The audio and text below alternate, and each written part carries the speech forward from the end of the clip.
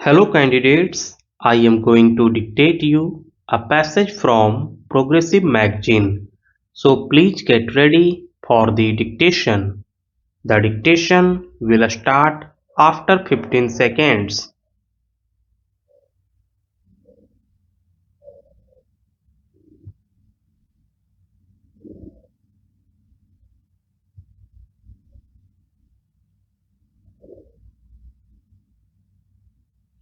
Irrigation and power form the basis of the agricultural and industrial development of our country. After the droughts of the previous 2 years, no one in India needs any reminder about the vital importance of irrigation. There is also no doubt that electricity will always be a basic element in any formula for progress. The drought has also proved that electricity is an input for agriculture. I am glad to be here because as engineers, scientists, and technologists, you represent the future. As citizens and administrators, we look to you to uncover our natural resources and suggest how best these might be exploited in the national interest. Technology is moving ahead in every direction, and day by day, new opportunities are opening up before all of us. What we need is the availability of large quantities of power at very low prices, which would influence changes in technology and stimulate the development of a new technology. We have vast water resources in the Indo-Gangetic basin, of which I am being constantly reminded by our Minister Dr. K. L. Rao. These must naturally be tapped for irrigation. When one merely thinks of all that our institutions or a board such as yours can do, the prospects are truly exciting and open up new vistas in many areas of national life.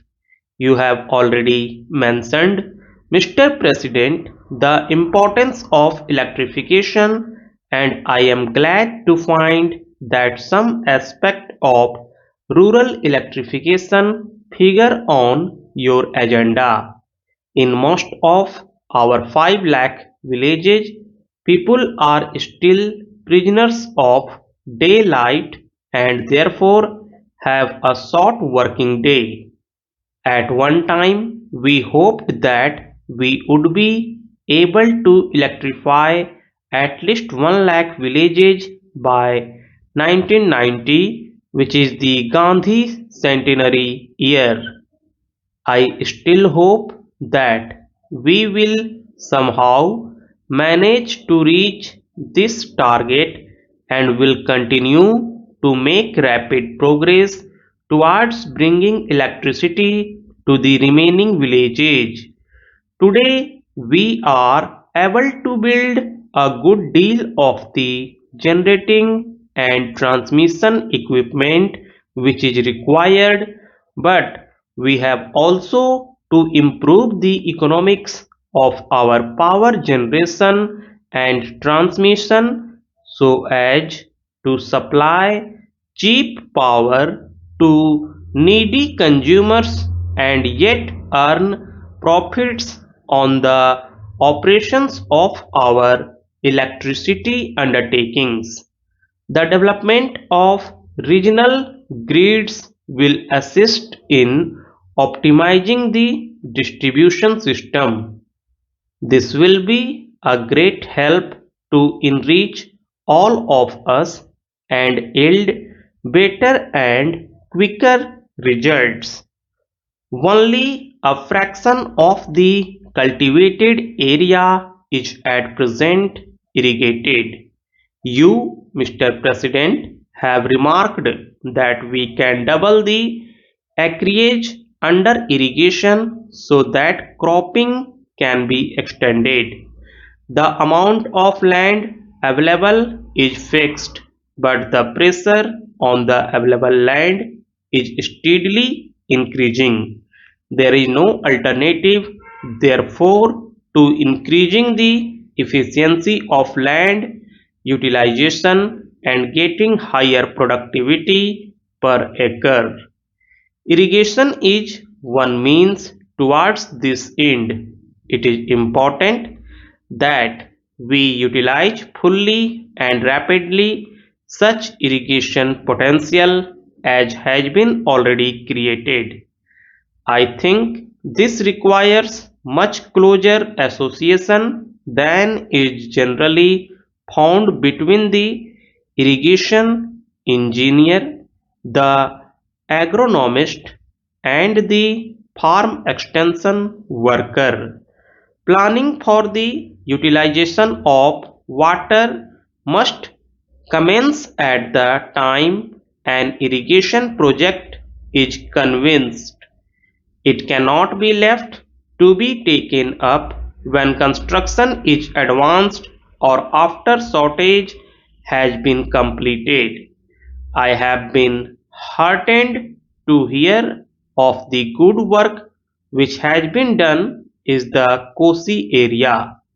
This might well be a model along with some others to be studied with advantage.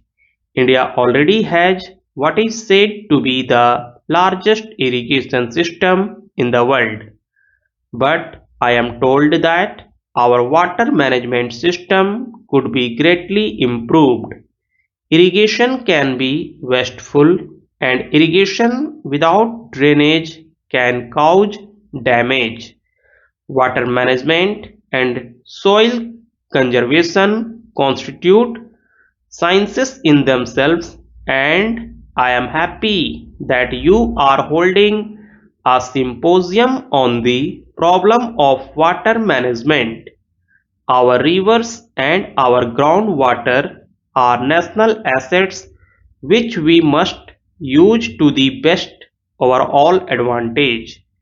I am deeply concerned that there was sometimes been a controversy over what are termed interstate river waters.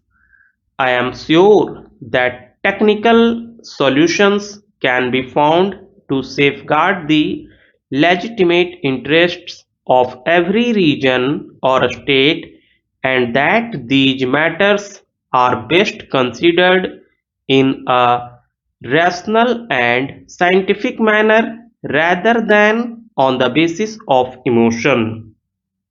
There is one other aspect, perhaps not directly related to your conference, on which I should like to touch.